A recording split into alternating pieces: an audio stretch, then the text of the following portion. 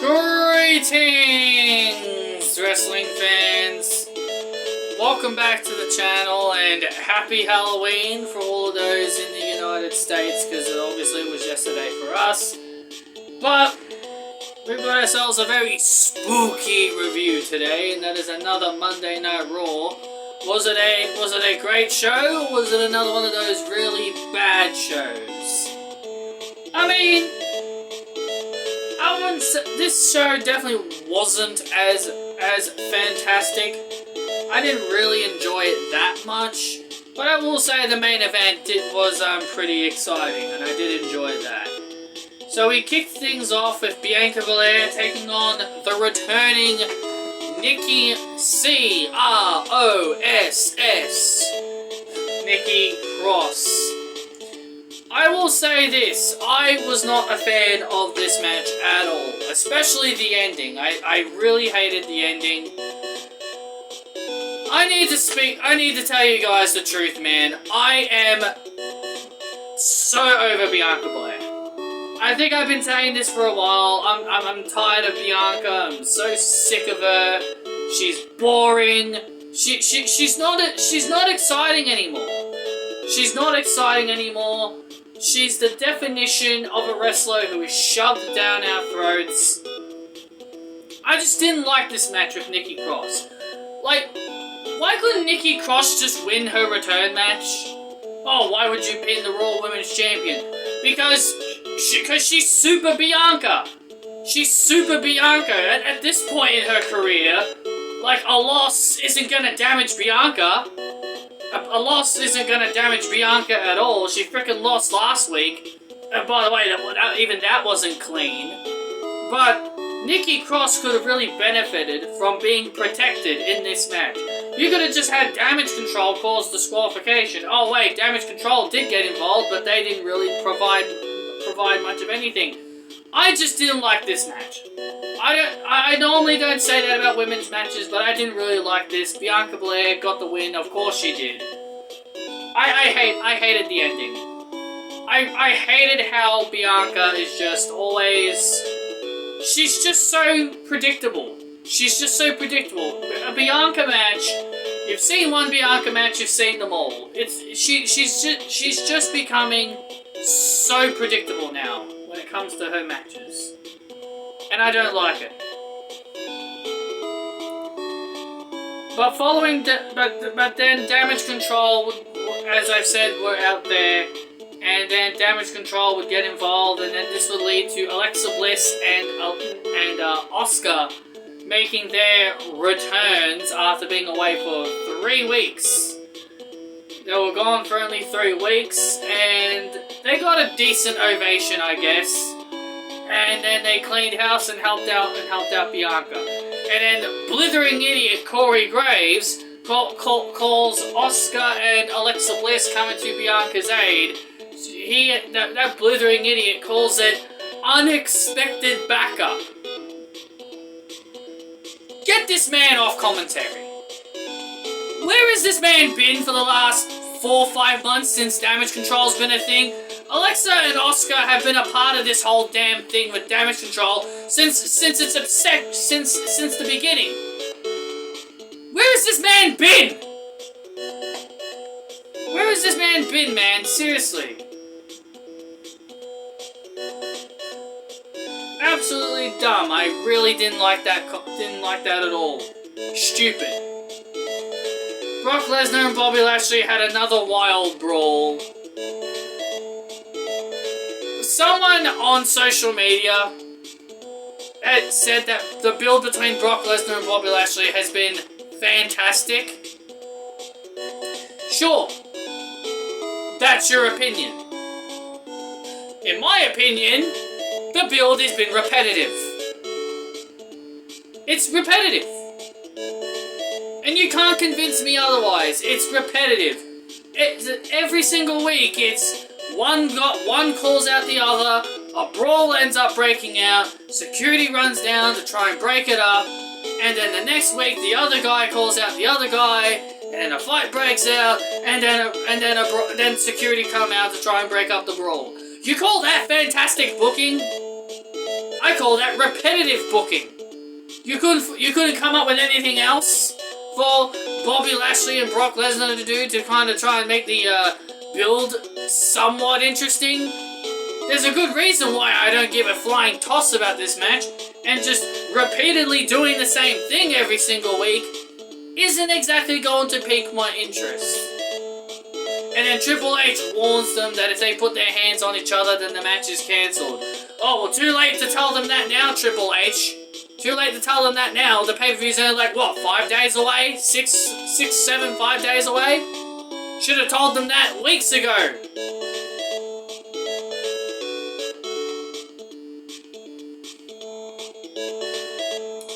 And then we get a heel versus heel contest. But Patrick, you can't do heel versus heel, man. You can't do heel versus heel. Like, seriously, I get a lot of people telling me how you can't do heel versus heel. Well, this match was the definition of heel versus heel. Seth Rollins ended up defeating Austin Theory. I don't know why these two were facing each other. Apparently it was because Seth Rollins had some remarks about Austin Theory last week. Oh, poor Austin Theory. Oh, poor Austin Theory had his feelings hurt.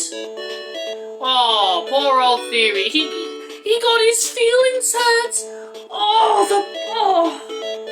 Oh man, how could Seth Rollins say such a thing? I feel so bad. Oh, how could Seth say such a horrible thing about the future of WWE? Oh, so awful. Give me a break. Oh, he said something about me. Seriously, it's like dealing with a kid at a schoolyard. A bully, like a bully bullies you. Like someone just bullies you, and then you're like, I'm telling on you. Seriously, that's just what it felt like. Anyway, Seth Rollins got the win, as he should. He should not be losing to Austin Theory. Now give me Cora Jade versus Mandy Rose. If we can have heel versus heel, this match proved it. Roman Reigns then made an appearance. I know, Roman Reigns appearing on Monday Night Raw. Oh my god! I know, right? But The Miz ends up interrupting. Don't know why, but he did. And then he got Superman punched for it. We had Carl Anderson against Damian Priest, and Carl Anderson got the victory. That's kind of weird to see Damian Priest take a loss. I mean, he rarely wrestles anyway, but I mean, I guess you gotta have the OC get the advantage in some way, shape, or form, I guess. But either way, the Judgment Day ended up standing tall in the end. There's really nothing to really say. Didn't really have anything to say about this match. Carl Anderson won, and then Judgment Day beat them down afterwards. And then we get Baron Put Me to Sleep Corbin. Please get this man off my TV. Triple H, please listen to me. Get this man off TV. Get this man off TV. Even JBL, get him off as well. I can't stand either of them.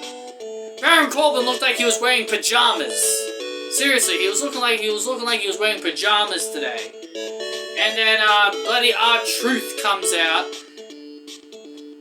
Freaking fans complain about not seeing R-Truth, and now here he is, bloody 2 weeks in a row. Let me guess, is he gonna appear on NXT tomorrow? Seriously.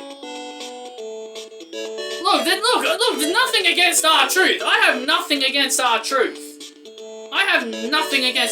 Before anybody thinks, what do I have against R-Truth? I don't have anything against R-Truth.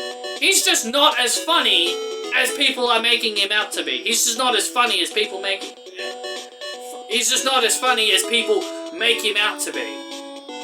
I didn't find anything he said today funny. I just thought it was just downright stupid. And then he got his butt kicked for it. Butt kicked for it. With an end of days. Yes, skip. And then we get the Sheesh Man Chad Gable dressing up as Patrick Swayze, I think he was dressed up as. And then it was his big boy Otis took on, well, I was gonna say Ezekiel, but it was actually Matt Riddle dressed as Ezekiel. Seriously, how?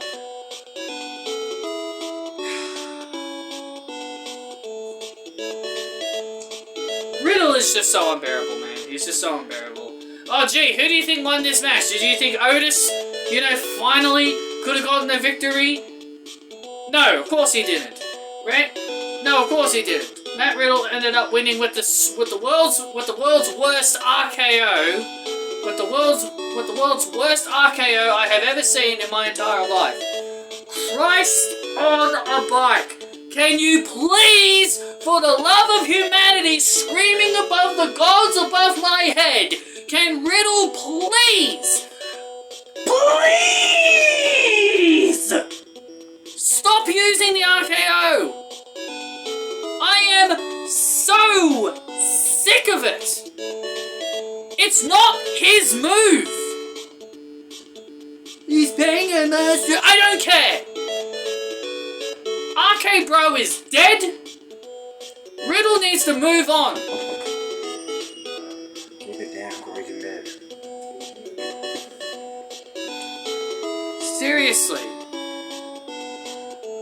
Riddle needs to stop. I am done with it. I'm just sick of it. Sick of it. It's ridiculous. I'm so over it. It's getting on my last nerve.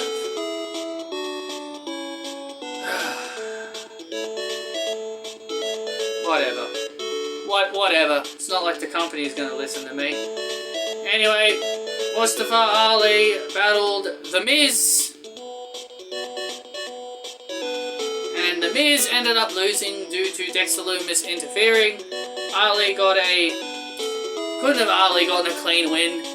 Christ. Couldn't a clean win benefited Ali more than a not clean finish? I mean, that's really my only complaint. I'm glad that Miz lost, but I just wish it was clean.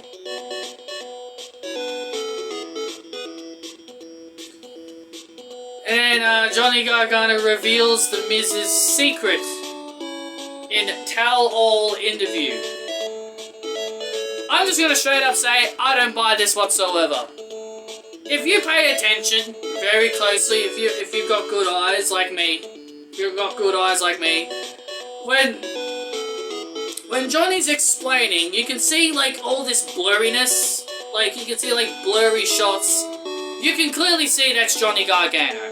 You can clearly see that is Johnny Gargano cosplaying as Dexter Lumis. You can even see like he's cosplaying as Indy Hartwell. I mean, Jesus Christ, he's got a beard for crying out loud.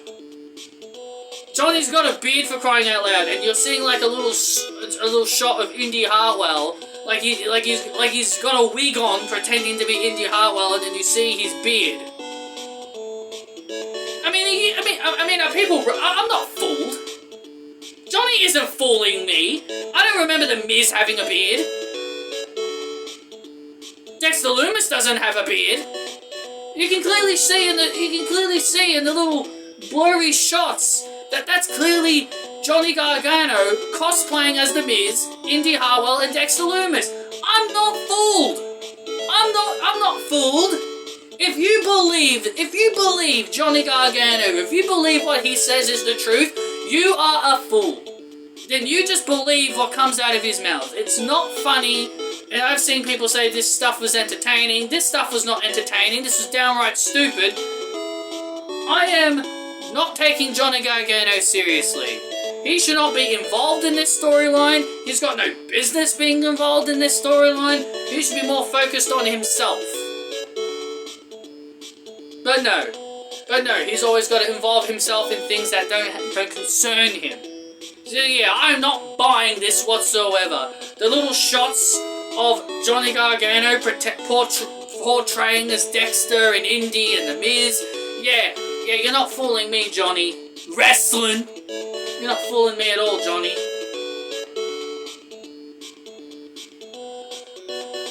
our main event, we had Alexa Bliss and Asuka challenge for the Women's Tag Team Championships against Damage Control. And overall, the match started off kind of slow, I guess. Like, the fans weren't really into it at first. But the match ended up with a shocking result. We got a shocking result in the end, and that result ended up being Alexa Bliss and Asuka getting the win, which this definitely surprised the hell out of me. I didn't expect this. Asuka pinning Io Sky. That's an image I never thought I would have seen. Jesus, if that was under Vince McMahon, people would be losing their minds. Oh, wait! People are losing their minds. People are losing their minds. It doesn't matter if it's Vince McMahon or Triple H. People are losing their minds. People are already claiming Damage Control's buried. Jesus Christ. Every time Damage Control lose, oh, they're buried. Please, enough is enough. They're not buried. They never were buried. This was the same thing when Io and Raquel won. Ugh, they're buried. Watch Triple H have Dakota and Io win them back because the fans are complaining. Anyway, those are my thoughts on Raw this week. I actually don't mind Alexa and Asuka winning the titles, to be completely honest.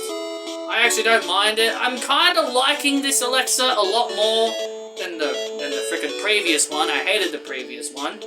But, yeah, those are my thoughts. If you guys did enjoy, hit that thumbs up. Give me your thoughts and opinions down below. And I will see you all next time.